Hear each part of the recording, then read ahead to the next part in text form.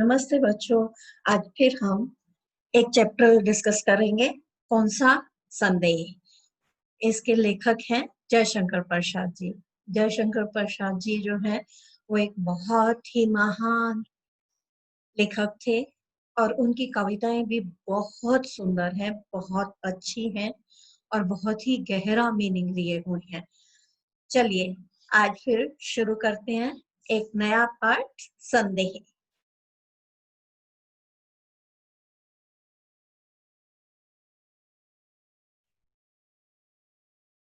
अब देखिए, सबसे पहले मैं आपको इसके कुछ मीनिंग बताऊंगी। मीनिंग जैसे प्रतिमा, मूर्ति, उज्जवल आलोक खंड, प्रकाश का पुंज, चंद्याती प्रकाशित होती, निर्झरिणी झरने के समान नदी, विस्मृत भुला हुआ, प्रयाश्चित पश्चाताप, ध्यान मग्न हिचकिचाहट, विराग विरक्ति, निमग्न डूबा हुआ।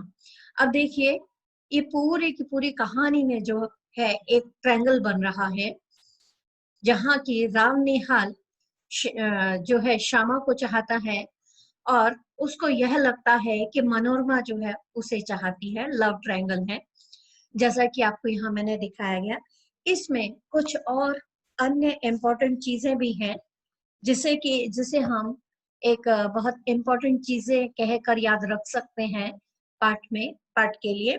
जैसे कि दमन। दमन मतलब कठोरता पूर्वक किसी चीज को दबाया जाना, सप्रेस करना। उत्तराधिकारी मतलब इनहेरिटेंस, मतलब जैसे माँ बाप से कोई चीज उसके बच्चे को मिलती है तो वो उत्तराधिकारी हो जाता है अपनी माँ बाप की चीजों का, या जमीन का उत्तराधिकारी हो गया या संपत्ति का उत्तराधिकारी हो गया, इस तरह से। उसके बाद है महत्वाकांक्षा, बड़ा बनने की इच्छा, एस्पायरेशन। ठीक है। उसके बाद मृग मरीचिका। देखिए, शब्द जो है काफी हद तक ऐसे शब्द हैं जो संस्कृत से लिए गए हैं या संस्कृत से रिलेटेड हैं।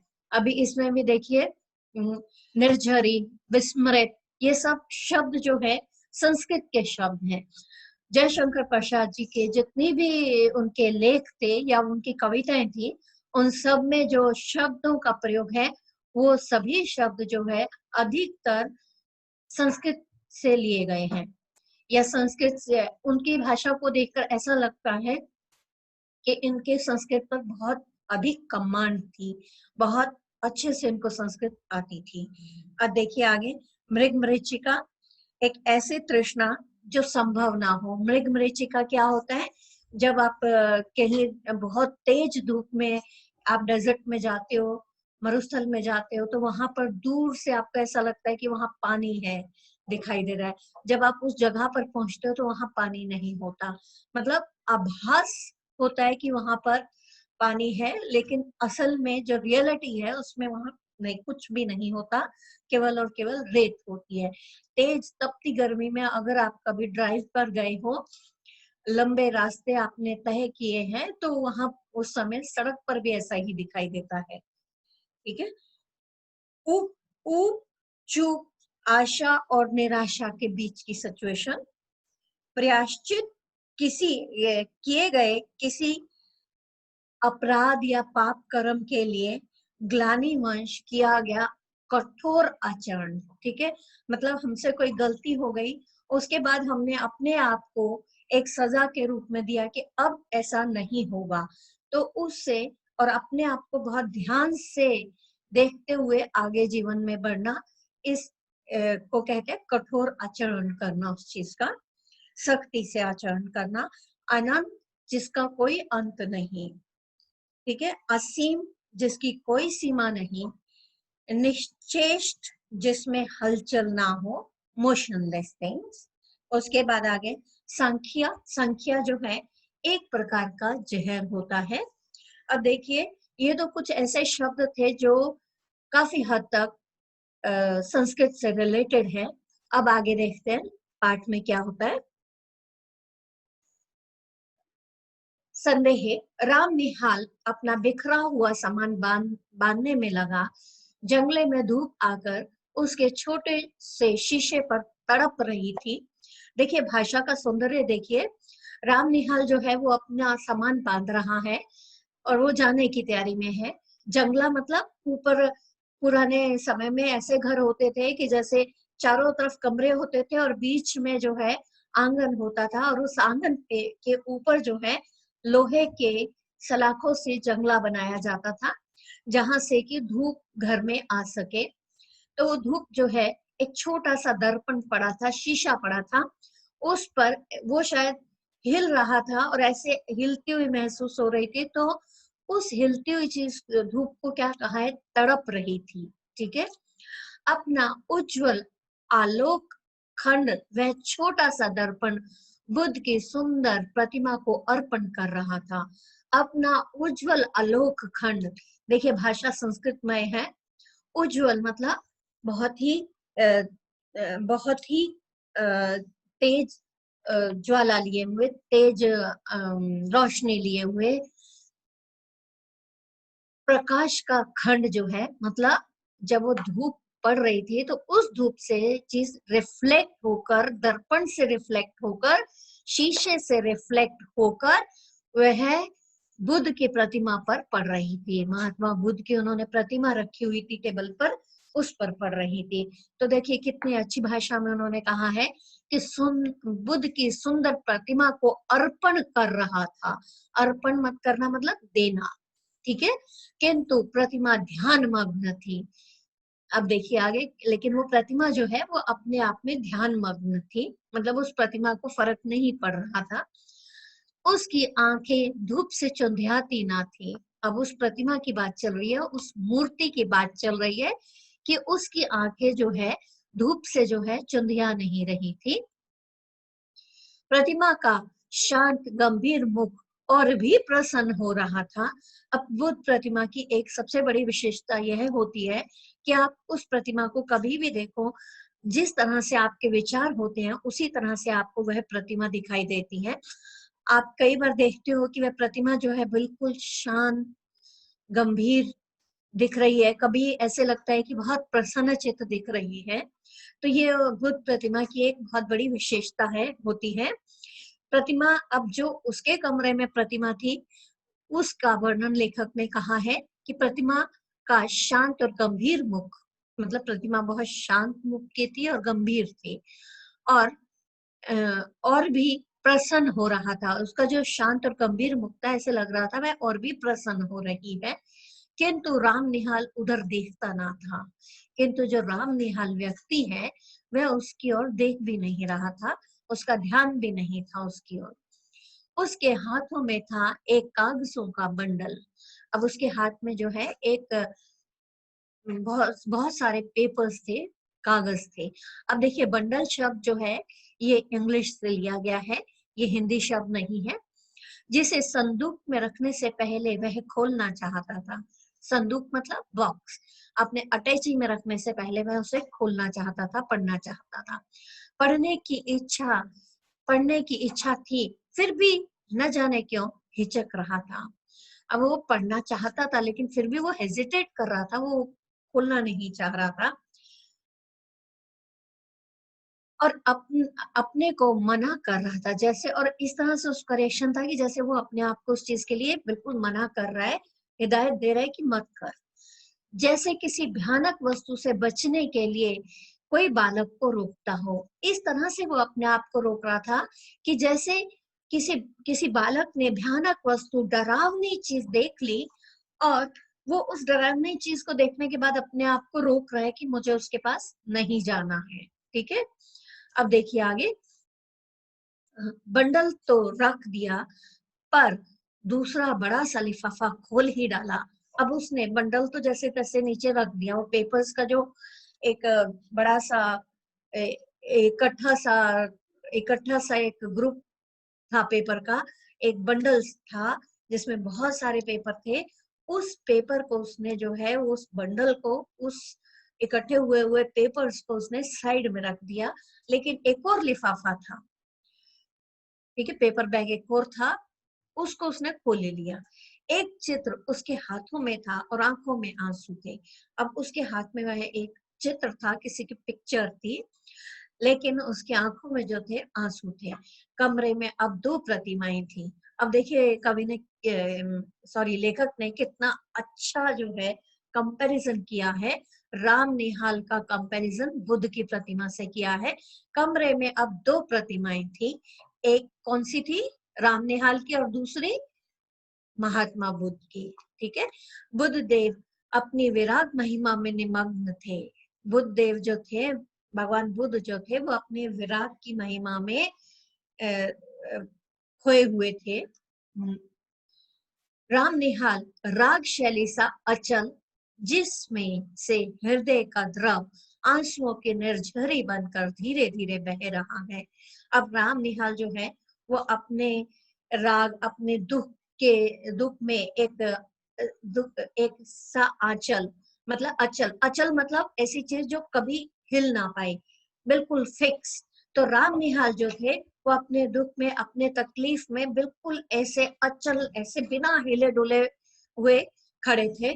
जिसमें से हृदय का द्रव, जिसमें से एक ऐसे बुद्ध की तरह खड़े हुए थे, एक ऐसी मूर्ति की तरह खड़े हुए थे कि जिनमें से जिसमें से हृदय का द्रव, मतलब दिल का द्रव जो है वो आंसुओं की निर्झरी बनकर बह रहा था। मतलब दिल का पेन, दिल की तकलीफ जो है वो आंसुओं की नदी के रूप में या झरने के रूप में बह रही थी।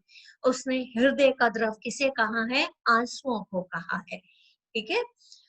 अब देखिए, किशोरी ने आकर हल्ला मचा दिया, भाभी, अरे भाभी, देखा नहीं तूने ना, निहाल बाबू रो रहे हैं, अरे तू चल भी।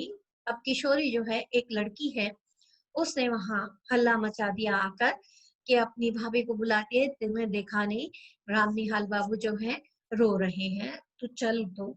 श्यामा वहां आकर खड़ी हो गई। उसके आने पर भी राम निहाल उसी भाव में विस्मृत सा अपनी करुणा धारा बहा रहा था।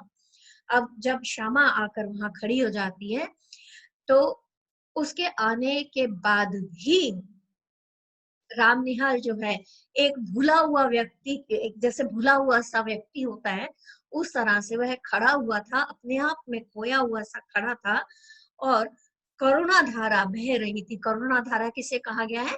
आंसुओं को। आंसू जो है उसकी आंखों से बह रहे थे। श्यामा ने कहा, राम निहाल बाबू। श्यामा ने एकदम से उसको जाके बुलाया, पुकारा, राम निहाल बाबू, निहाल बाबू, निहाल बाबू। निहाल ने आंखें खोलकर कहा, क्या है? अब निहाल ने जैसे ही आंखें खोली और कहा, क्या है? चिढ़ के बोला, क्या है? फिर, अरे मुझे क्षमा कीजिए। फिर आंसू पोंछने लगा। फिर उसका ध्यान आया कि उसने किससे बात की। पहले शायद उसको लगा कि किशोरी बुला रही है। फिर अंत में बोलता है कि क्या है? फिर अचानक देखते हैं कि श्यामा जो है उससे बात कर रही है। तो वो श्यामा को सामने देख के इमीडिएट उसका रिएक्शन होता है, अरे मुझे क्षमा कीजिए। फिर आंसू पोंछने लगता है, उसके जो आंसू बह रहे हैं उन्हें वह पोंछने लगता है। बात क्या है? कुछ सुनो भी। अब श्यामा जो है बोलती है कि क्या बात है, कुछ बताओगे, मैं सुनूं। तुम क्यों जाने के समय ऐसे दुखी हो रहे हो?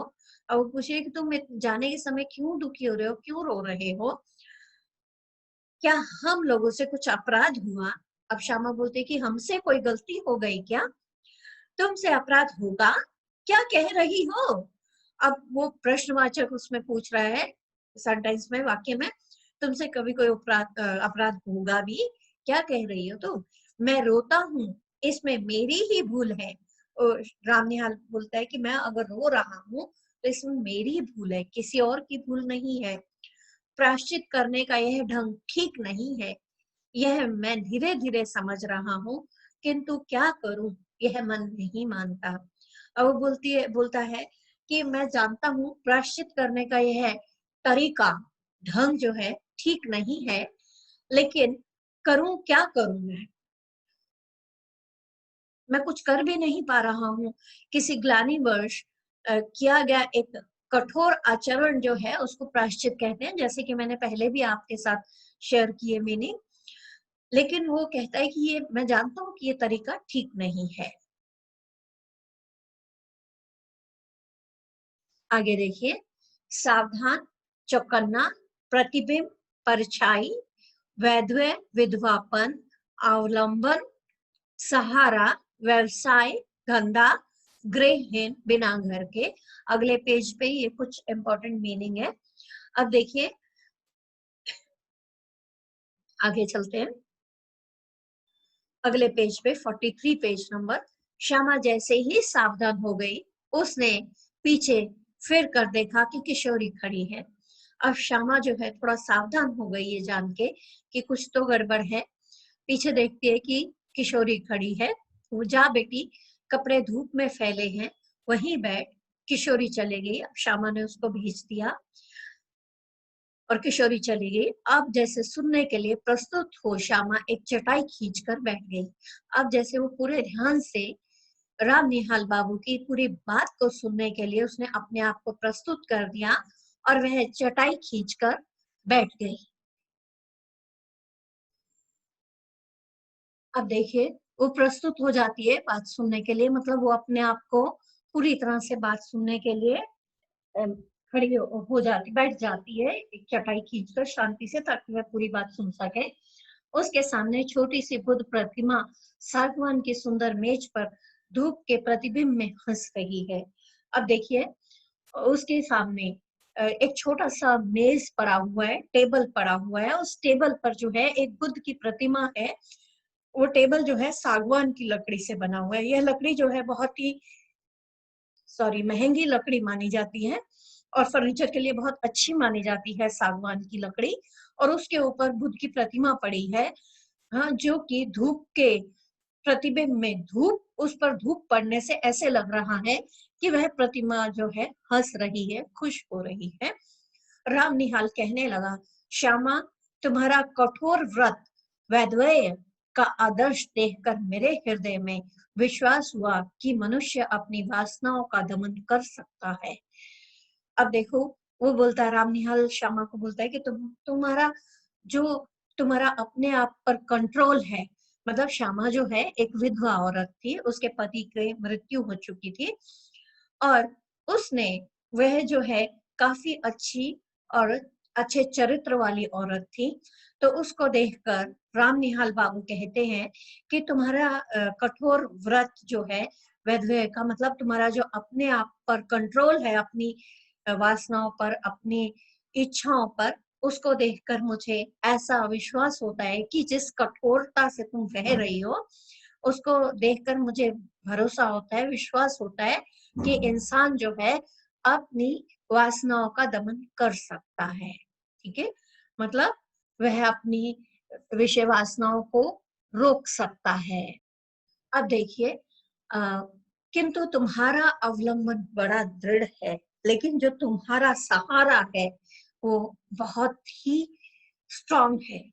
तुम्हारे सामने बालकों का झुंड हंसता खेलता लड़ता झगड़ता है और तुमने जैसे बहुत सी देव प्रतिमाएं श्रृंगार से सजाकर हृदय की कोठरी को मंदिर बना दिया, किंतु मुझको वह कहाँ मिलता। वह बोलता है कि ऐसा तुम्हारे सामने सब हंसते खेलते रहते हैं, मौज मस्ती करते रहते हैं, लेकिन तुमने जो है अपने हृदय को में कुछ बहुत सी देव प्रतिमा, ईश्वर, बहुत सी ऐसी पुरानी यादों को अपने हृदय में रख के उसकी कोठरी, उस हृदय को जो है एक कोठरी बना लिया है, बहुत सी यादें उसमें रखी हैं और उसको बंद कर रखा है। वो मुझे कैसे मिलेगा, मुझे कैसे मिल सकता है और कहाँ मिल सकता है। भारत के भिन्न भिन्न प्रदेशों में छोटा मोटा व्यवसाय, नौकरी और पेट पालने की सुविधाओं को खोजता हुआ जब तुम्हारे घर में आया तो मुझे विश्वास हुआ कि मैंने घर पाया। अब कहता है कि जब भारत के जगह जगह में भटकता रहता था, एक जगह जा दूसरी जगह जा, हर जगह कभी कहीं नौकरी ढूंढ, कहीं छोटा मोटा व्यवसाय कर, ताकि मैं अपना पेट पाल सकूं, अपना भरण पोषण कर सकूं। और जब मैं तुम्हारे घर में आया, बोलते हैं, जब मैं जगह जगह धक्के खा के जब मैं तुम्हारे घर आया तब मुझे विश्वास हुआ कि मैंने घर पाया। उस समय मुझे इस बात का भरोसा हुआ कि हाँ, मेरे को घर मिला है। ठीक है, मैं जब से संसार को जानने लगा, तभी से मैं गृहहीन था। तो जब से मेरी आंख खुली, मतलब जब से मैंने दुनिया देखी है, तब से मेरा कोई घर नहीं था। मेरा संदूक और ये थोड़े से सामान जो मेरा उत्तराधिकारी का अंश था, मतलब मेरे को विरासत में ये थोड़ा सा सामान मिला था और एक ये संदूक मिला था जो जिस जिस पर मेरा हक था। अपनी पीठ पर लादे हुए घूमता था। बोलता है अपनी पीठ पर उस सामान को लादे हुए मैं कभी एक जगह से दूसरी जगह, दूसरी से तीसरी जगह जाता रहता था। ठीक उसी तरह जैसे कंजर अपनी गृहस्थी टट्टू पर लादे हुए घूमता है, बिल्कुल वैसे ही जैसे कोई कंजर कंजर एक जाति है जो कि घर नहीं बनाती, उसका पूरा सामान जो है टट्टू पर ही होता है। टट्टू एक ऐसी प्रजाति है, घोड़े की ही प्रजाति है, ठीक है।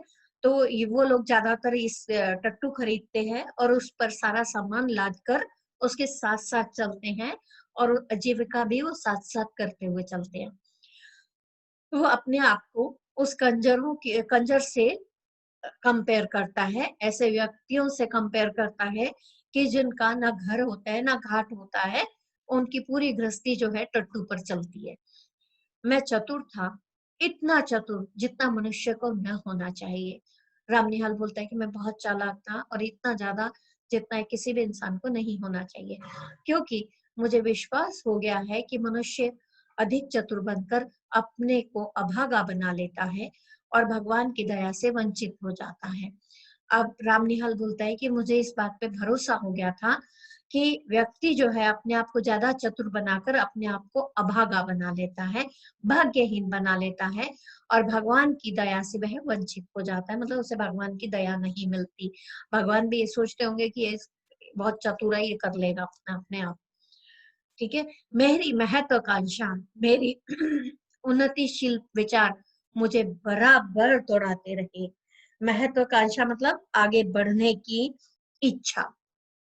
बोलते हैं कि मेरे आगे बढ़ने की इच्छा और मेरे जो उन्नतिशील विचार है, जो मेरे जो प्रोग्रेसिव थॉट्स थे, वो मुझे बार बार आगे पीछे दौड़ाते रहे। मैं अपनी कुशलता से अपने भाग्य को धोखा देता रहा। मतलब मैं इतना चतुर था कि मैं अपने भाग्य को भी धोखा दे देता था। यह भी मेरा पेट भर देता था और इस तरह से मेरा पेट भर जाता था। कभी कभी मुझे ऐसे मालूम होता कि यह दांव बैठा कि मैं अपने आप पर विजयी हुआ और मैं सुखी होकर, संतुष्ट होकर चैन से संसार के एक कोने में बैठ जाऊंगा। किंतु मृग मृच्छिका थी, मतलब वो ये सोचता था कि अगर मैंने ऐसा किया तो मैं शायद और ज्यादा पैसे कमा पाऊंगा या मुझे और बहुत कुछ मिलेगा और मैं संतुष्ट होकर एक कोने में अपनी सुखी जीवन व्यतीत करूंगा। लेकिन वो बोलता है कि ये सब मृग मरीचिका होती है। जब इंसान ऐसा सोचता है तो दूसरी बार जो है वो और अच्छा या और ज्यादा करने की कोशिश करता है और आगे बढ़ने की कोशिश करता है। ये एक मृग मरीचिका की तरह है। ये एक ऐसी तृष्णा है जिसका शांत होना संभव नहीं होता, ठीक है। आगे चलते हैं। मैं अब तक जिनके यहाँ नौकरी करता रहा वे लोग बड़े ही सुशिक्षित और सज्जन हैं। कहते जब मैं जहां जहां भी मैंने नौकरी की, सब लोग जो थे बहुत ही पढ़े लिखे और अच्छे इंसान थे। मुझे मानते भी बहुत हैं और वो मेरी इज्जत भी बहुत करते थे। तुम्हारे यहाँ घर का सा सुख है और तुम्हारे यहाँ बोलता है कि मैं ऐसे इतना सुखी था जैसे कोई अपने घर में सुखी हो, किंतु यह सब मुझे छोड़ना पड़ेगा ही। इतना कहकर राम निहाल चुप हो गए। अब बोलता है कि लेकिन मुझे तो है ये सब छोड़ना पड़ेगा। इतना कहकर वह चुप हो गए। तो तुम काम की बात ना कहोगे, व्यर्थ ही इतनी। तो अब श्यामा बोलती है कि तुम कोई काम की बात नहीं करोगे, फालतू में इतनी बातें करते चले जा रहे हो, ठीक है। अब देखिए अगले पेज के कुछ मीनिंग। शुभ चिंतक, भला चाहने वाला, रक्षक, रक्षा करने वाला, बाजरा, बड़ी नाव, सुमति, सुगंधित, निश्वास, गहरी सांस, अनुभूति, अनुभव। आगे देखिए। श्यामा और कुछ कहना चाहती थी कि उसे रोक कर राम निहाल कहने लगा, अब श्यामा जो है वो बोलती है तुम व्यर्थ में ही बोलते हो, बोलते रहोगे, कुछ ढंग का भी बोलो। तो वो उसे और भी कुछ कहना चाहती थी, लेकिन राम निहाल ने उसे बीच में ही रोक दिया। मैं तुमको अपना शुभ चिंतक, मित्र और रक्षक समझता हूँ, फिर तुमसे न कहूंगा तो यह भार कब तक ढोता रहूंगा। अब देखो वो श्यामा को बोलता है कि मैं तुम्हें अपना मेरी अच्छी चिंता करने वाला व्यक्ति, मेरा मित्र, दोस्त और रक्षक मानता हूँ, फिर अगर तुम्हें ये बात नहीं बताऊंगा तो मैं इस बात को कब तक ढोता रहूंगा, मतलब इस चीज को मैं अपने दिल पर रखकर कब तक सहन करता रहूंगा, ये कहता है। अब देखिए आगे, आ, यह चैत है ना, मतलब ये चैत का महीना है। हाँ ठीक, कार्तिक की पूर्णिमा थी। अब ये हिंदी महीनों की बात कर रहे हैं, चैत, कार्तिक, फागुन, ये सब हिंदी महीने होते हैं। कार्तिक की पूर्णिमा, कार्तिक के महीने में दीपावली आती है, तो दीपावली अमावस्या को आती है, तो ये पूर्णिमा की बात कर रहा है कि जब पूरा चांद होता है। पूर्णिमा मतलब जब चांद जो है पूरा दिखाई देता है, फुल मून। मैं काम काज से छुट्टी पाकर संध्या की शोभा देखने के लिए दशामेश घाट पर जाने के लिए तैयार था। वो बोलते हैं कि मेरा काम काज खत्म हो गया था, शाम को मैं दशामेश घाट पर जाना चाहता था। अब दशामेध घाट कहाँ पर है? यह गंगा के किनारे है, बनारस में, काफी फेमस घाट है ये। तो वो वहां जाना चाहता था कि ब्रिज किशोर बाबू ने कहा तुम तो गंगा किनारे टहलने जाते ही हो। अब ब्रिज किशोर बाबू जो हैं, जिनके यहाँ राम निहाल जॉब करता था, उन्होंने कहा कि तुम गंगा किनारे टहलने जाते हो, आज मेरे एक संबंधी आ गए हैं, इन्हें भी एक बाजरे पर बिठा कर घुमाते आओ, मुझे आज छुट्टी नहीं है। अब ब्रिज किशोर जो है वो कहते हैं कि मेरे कुछ रिलेटिव आए हुए हैं, उनको, संबंधी मतलब रिलेटिव, उन्हें बजरा मतलब एक बड़ी नाव पे बिठाकर घुमाते आओ, तो मुझे आज छुट्टी नहीं है, मतलब वो थोड़ा बिजी था। मैंने स्वीकार कर लिया, मतलब एक्सेप्ट कर लिया कि ठीक है मैं ले जाऊंगा। ऑफिस में बैठा रहा, थोड़ी देर में भीतर से एक पुरुष के साथ सुंदर स्त्री निकली और मैं समझ गया कि मुझे इन्हीं लोगों के साथ जाना होगा। अब काफी थोड़ी देर वो बैठा रहा, क्योंकि ब्रिज किशोर ने बोल दिया था बैठने के लिए। अब अंदर से एक स्त्री और एक पुरुष निकले, तो उसको समझ में आ गया कि मुझे इनके साथ जाना होगा। ब्रिज किशोर बाबू ने कहा मान मंदिर घाट पर बजरा ठीक है। अब ब्रिज किशोर बाबू जो है इसको बोलते हैं कि मान मंदिर घाट जो है उस वहां पर बजरा मिलेगा, ठीक है। राम निहाल आपके साथ जा रहे हैं, कोई असुविधा नहीं होगी, इस समय मुझे क्षमा कीजिए, आवश्यक काम है। अब ब्रिज किशोर बाबू जो है उन रिलेटिव से बात कर रहे हैं कि मान मंदिर घाट पर जो है आपको बड़ी नाव मिल जाएगी, आप राम निहाल आपके साथ होंगे, आपको कोई तकलीफ नहीं होगी, कोई असुविधा नहीं होगी, तो आप मुझे क्षमा कीजिए, मैं व्यस्त हूँ, तो आप उसके साथ चले जाइए। पुरुष के मुंह पर की रेखाएं कुछ तन गई। जो पुरुष था वो थोड़ा टेंशन में आ गया, उसके चेहरे की रेखाएं तन गई। स्त्री ने कहा अच्छा है, आप काम कीजिए, हम लोग तब तक घूम आते हैं। अब स्त्री जो है उसने फटाफट सिचुएशन संभाली और कहा कि आप काम कीजिए, हम अभी घूम कर आते हैं इसके साथ। हम लोग मान मंदिर पहुंचे, बजरे पर चांदनी बिछी हुई थी। पुरुष मोहन बाबू जाकर ऊपर बैठ गए। वो बोलते हैं, राम निहाल बोल रहा है कि हम मान मंदिर में पहुंच गए थे और पूरी जो नाव है उसके ऊपर चांदनी बिछी हुई थी, चांद की चांदनी में मैं चमक रही थी, और जो मोहन बाबू थे वो ऊपर जाकर बजरे के बैठ गए। पैड़ी लगी थी, मनोरमा को चढ़ने में जैसे डर लग रहा था। अब जो मोहन बाबू की पत्नी थी मनोरमा, उसे चढ़ने में थोड़ा डर लग रहा था, क्योंकि जो पौड़ी मतलब सीढ़ी जो थी वो छोटी थी, तो उस सीढ़ी के थ्रू उसको बजरे पर चढ़ना था। अब देखिए, मैं बजरे के कोने में खड़ा था, हाथ बढ़ाकर मैंने कहा आप चले आइए। अब वो बोलता है, रामनिहाल बोलता है कि मैं उसके कोने में खड़ा हुआ था नाव के, मैंने हाथ बढ़ाया और कहा कि आप आ जाइए, कोई डर नहीं है, कोई डरने की बात नहीं है। उसने हाथ पकड़ लिया, ऊपर आते ही मेरे कान में धीरे से उसने कहा, मेरे पति पागल बनाए जा रहे हैं। अब जैसे ही वो ऊपर आती है तो उसका हाथ पकड़ के तो वो इमीडिएट जो है राम निहाल के फौरन उसके कान में बोलती है कि मेरे पति पागल बनाए जा रहे हैं, कुछ कुछ है भी, तनिक सावधान रहिएगा, नर्व की बात है। अब वो बोलती है कि थोड़े पागल है भी मेरे पति, कुछ बनाए भी जा रहे हैं, थोड़ा सावधान रहना, नाव की बात है, हम नाव में जा रहे हैं।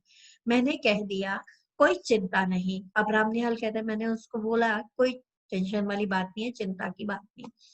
किंतु ऊपर जाकर बैठने पर भी मेरे कानों के समीप उस सुंदर मुख का सुरभित निश्वास अपनी अनुभूति दे रहा था। अब देखिए इसमें भी बहुत सारे जो है उन्होंने संस्कृत शब्दों का प्रयोग किया है कि जैसे, किंतु ऊपर जब मैं बजरे पर चला गया, वहां पर बैठ गया, तो भी मेरे कानों के पास जो है उस सुंदर मुख का सुभित, सुभित मतलब अच्छा, अच्छी खुशबूदार, निश्वास मतलब जब हम बोलते हैं तो हमारे मुंह से सांस निकलती है ना, तो अगर हम ज्यादा पास आकर किसी के बोले तो उसको वो सांस जो है महसूस होती है। आप अपना हाथ ऐसे मुंह के आगे रख के बोलकर देखिए तो आपको महसूस होगा। तो उसको उसने बोला कि वो जो उसकी अनुभूति थी, उसके मुंह से सांस निकलने की जो अनुभूति थी, मतलब फीलिंग थी, हाँ, वो बोलता है कि काफी अच्छी थी मुझे। मैंने मन को शांत किया। अब वो बोल रहे मैंने अपने मन को शांत किया, चंचल नहीं होने दिया। चांदनी निकल आई थी, घाट पर आकाश दीप जल रहे थे। अब चांदनी जो है, फुल मून था, चारों तरफ चांदनी फैली हुई थी और घाट पर आकाश दीप जल रहे थे। घाट पर जो है ऐसे दीपक जलाए जाते हैं, आकाश दीप मतलब ऐसे दीपक जलाए, जाली जाली सी बनी होती है और जालियों पर दीपक को लटकाया जाता है पत्ते की सहायता से या दोने की सहायता से, तो उन्हें आकाश दीप कहा जाता है। गंगा की धारा में भी छोटे छोटे दीपक बहते हुए दिखाई दे रहे थे। अब देखिए एक जाली पर आकाश दीप उन्होंने लटकाए हुए हैं, ऊंचे ऊंचे और ऊंचे, जितने ऊंचे हो सके, और उसके बाद दूसरे जो दीपक थे वो गंगा की धारा में जलते हुए बह रहे थे। मोहन बाबू की बड़ी बड़ी गोल आंखें और भी फैल गई। उन्होंने कहा, मनोरमा देखो इस दीपदान का क्या अर्थ है, तुम समझती हो? अब मोहन बाबू जब दीपक को देखते हैं तो वह उनकी आंखें और भी फैल जाती हैं, मतलब थोड़ा हैरानी से देख रहे हैं। उन्होंने अपनी वाइफ को बोलते हैं, मनोरमा देखो दीपदान का क्या अर्थ है। जब गंगा में दीपक बहाए जाते हैं तो उसको दीपदान कहा जाता है। तो बोलते हैं कि तुम्हें पता है इसका क्या मतलब है? तो मनोरमा आगे से बोलती है, गंगा की पूजा, गंगा जी की पूजा, और क्या? मनोरमा ने कहा। अब मनोरमा कहती है कि इसमें और क्या नई बात है, गंगा की पूजा ही है ना, गंगा जी की पूजा कर रहे हैं लोग, इसलिए दीपदान कर रहे हैं। आगे देखिए, अगले पेज पे कुछ इंपॉर्टेंट मुश्किल शब्द है। संकेत, इशारा, विश्वासघात, धोखा, विक्षेप, परेशान, विपल, उत्पात, अकटक, बिना कपट के, अकपट, बिना कपट के, छलना, धोखा देना, हताश, निराशा। अब देखिए यही तो मेरा और तुम्हारा मतभेद है। अब जो है मोहन बाबू मनोरमा को बोलते हैं कि यही तो मेरा और तुम्हारा एक मतभेद है कि जीवन के लघु द्वीप को अनंत की धारा में बहा देने का यह संकेत है। अब देखिए यहाँ पर जो है वह काफी हद तक, इस भाषा को ध्यान से देखिए, इस भाषा में जो है एक डिप्रेशन का माहौल बता रही है यह भाषा। जीवन के लघु द्वीप को अनंत की धारा में बहा देने का यह संकेत है। जीवन रूपी लघु द्वीप मतलब उन दीपकों को वो जीवन का रूप ले रहा है, और अनंत धारा में बहा देने का यह संकेत मतलब गंगा की अनंत धारा में बहा देने का मतलब मृत्यु की ओर चल पड़ने का एक संकेत है। आह, कितनी सुंदर कल्पना है। और वो कहते हैं कि देखो कितनी सुंदर कल्पना है कि एक ना एक दिन हम सबको इस दीपक की तरह, हाँ, एक अनंत धारा में जाकर मिल जाना है। ठीक है। कहकर मोहन बाबू जैसे उच्छ्वासित हो उठे। मतलब उन्होंने एक उच्छ्वासित होना मतलब गहरी सांस लेकर छोड़ना। उनकी शारीरिक चेतना मानसिक अनुभूति से मिलकर उत्तेजित हो उठी। अब उनकी शारीरिक चेतना मतलब उनका कॉन्शियस जो है और मानसिक अनुभूति, मानसिक रूप से उन्होंने जो सोचा, उस दोनों को मिलके वो थोड़ा सा एक्साइट हो गए, उत्तेजित हो गए। मनोरमा ने मेरे कानों में धीरे से कहा, देखा आपने? अब मनोरमा जो है राम निहाल को बोलती है, आप देख रहे हो? मैं चकित हो रहा था। बजरा पंच गंगा घाट के समीप पहुंच गया था। अब बजरा जो है वो पंचगंगा घाट के, एक पंचगंगा घाट जो है एक जगह है जहाँ जहाँ पर लोग अक्सर जहां तक बजरा करते हैं या जहां से घूम कर बजरा वापस लेकर आते हैं घुमा कर, तो उसके पास पहुंचा। तब वह हंसते हुए मनोरमा ने अपने पति से कहा, और यह बांसों में जो टंगे हुए दीपक है उन्हें क्या कहेंगे आप? अब वो पूछती है कि अब ये जो बांसों में, ये जो जाली बांसों की बनी हुई है और इस पर जो टंगे हुए दीपक है उसको क्या कहेंगे? तुरंत ही मोहन बाबू ने कहा, आकाश भी असीम है, जीवन दीप को उसी की ओर जाने के लिए यह भी संकेत है। अब देखिए दोनों थॉट्स जो थे मोहन बाबू के काफी डिप्रेसिंग थे, काफी नेगेटिविटी लिए हुए हैं, मृत्यु की ओर जाने का इशारा कर रहे हैं। तो उसमें भी वह बोलते हैं कि आकाश का जो आकाश में बांसों में टंगे हुए दीपक हैं वो भी दीपक एक जीवन है, और आकाश जो है असीम है। तो ये जीवन जो है अनंत की ओर चलने का संकेत है, मृत्यु का संकेत है कि हम जीवन के बाद मृत्यु को प्राप्त करेंगे। फिर हाँफते हुए उन्होंने कहना आरंभ किया, तुम लोगों ने मुझे पागल समझ लिया है। हाँफते हुए वो कहते हैं कि तुम लोगों ने मुझे पागल समझ लिया है, बुद्धू समझ लिया है, ठीक है। और मैं जानता हूँ, ओह संसार की विश्वासघात की ठोकरों ने मेरे हृदय को विक्षिप्त बना दिया है। अब बोलते हैं कि जो संसार की विश्वासघात ठोकरें हैं, इन्होंने मुझे परेशान कर दिया है। अब देखिए, मुझे उनसे विमुख कर दिया है, उनसे मुझे हटा दिया गया है। किसी ने मेरे मानसिक विप्लवों में मुझे सहायता नहीं दी। मतलब मेरे मानसिक प्रॉब्लम्स में, जो मैं प्रॉब्लम्स मानसिक रूप से फेस कर रहा था, किसी ने मेरी सहायता नहीं की। मैं ही सबके लिए मरा करूं क्या? मैं ही सबके लिए मरूं? मैं ही सबके लिए काम करूं? अब मैं यह नहीं सह सकता। क्या मैं किसी के लिए काम नहीं कर सकता? मैं ये नहीं सह सकता कि मैं ही दूसरों की केयर करूं। मुझे अकपट प्यार की आवश्यकता है, मुझे कपट से रहित प्यार की आवश्यकता है। हाँ, जीवन में वह कभी नहीं मिला। तुमने भी मनोरमा, अब वो बोलते मुझे वो जीवन में कभी ऐसा प्यार नहीं मिला। मनोरमा तुमने भी मेरे साथ विश्वासघात किया, तुमने भी मुझे, अब ये बोलने लगता है और वो घबरा उठती है, ठीक है। मनोरमा घबरा उठी, उसने कहा चुप रहिए, आपकी तबीयत बिगड़ रही है, शांत हो जाइए। अब वो बार बार बोलती है कि आप चुप हो जाओ, शांत हो जाओ, आपकी तबीयत खराब हो रही है। क्यों शांत हो जाऊं? राम निहाल को देखकर चुप रहूं, वह भी जान जाए कि इसमें मुझे कोई भय नहीं है। अब जो है मोहन बाबू हैं वो एक्साइट हो गए हैं। बोलते हैं कि मैं क्यों चुप रहूं? राम निहाल सामने बैठा इसलिए चुप रहूं? हाँ, मुझे किसी का डर नहीं है, मैं किसी से नहीं डरता।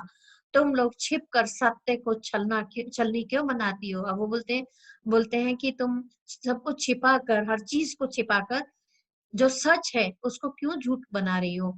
मोहन बाबू के श्वासों की गति तीव्र हो उठी। मनोरमा ने हताश भाव से मेरी ओर देखा। वह चांदनी रात में विक्षुब्ध प्रतिमा सी निश्चेष्ट हो रही थी। अब मनोरमा जो है हताश भाव से राम निहाल की ओर देखती है और राम निहाल भी उसकी ओर देखते हैं। अब इस तरह से उसका जो है उसकी चांदनी रात में मनोरमा जो है एकदम ऐसे हो गई जैसे कि उसमें कोई हलचल ही ना हो। मैंने सावधान होकर कहा, माँ जी अब घूम चलो। वो बोलते हैं कि मेरे को एकदम से संकेत आ गया, मैं थोड़ा अटेंटिव हो गया, सावधान हो गया, और मैंने माँ जी को बोला, माँ जी मतलब जो नाव चलाता है, कि अब तुम घूम चलो। कार्तिक की रात चांदनी से शीतल हो चुकी थी। अब कार्तिक की रात जो थी, कार्तिक का महीना सर्दी का महीना होता है, अब रात जो है ठंड हो ठंडी हो चुकी थी। नाव मान मंदिर की ओर घूम चली। अब नाव जो है मंदिर की ओर घूम चली जहां से हम आए थे। मैंने मोहन बाबू के मनोविकार के संबंध में सोचा। कुछ देर चुप रहने के बाद मोहन बाबू फिर अपने आप कहने लगे। अब बोलते हैं मैंने उनके मानसिक रोग के बारे में, उनके जो वो इस तरह से सोच रहे थे उसके बारे में सोचा। थोड़ी देर वे चुप रहे, फिर कहने लगे, ब्रज किशोर को मैं पहचानता हूँ। मनोरमा, उसने तुम्हारे साथ मिलकर जो षड्यंत्र रचा है, मुझे पागल बना देने का जो उपाय हो रहा है उसे मैं समझ रहा हूँ। अब वो बोलते हैं अपनी पत्नी को कि तुम और ब्रज किशोर ने मिलकर जो षड्यंत्र मुझे पागल बनाने का रच रहे हो, मुझे सब समझ में आ रहा है। ओह, आप चुप ना रहेंगे? मैं कहती हूँ यह व्यर्थ का संदेह आप मन से निकाल दीजिए या मेरे लिए सांख्या मंगा दीजिए, छुट्टी हो। अब मनोरमा जो है परेशान हो जाती है और वो कहती है कि या तो आप इस चीज को मन से निकाल दीजिए या मेरे लिए जहर मंगा दीजिए। ठीक है।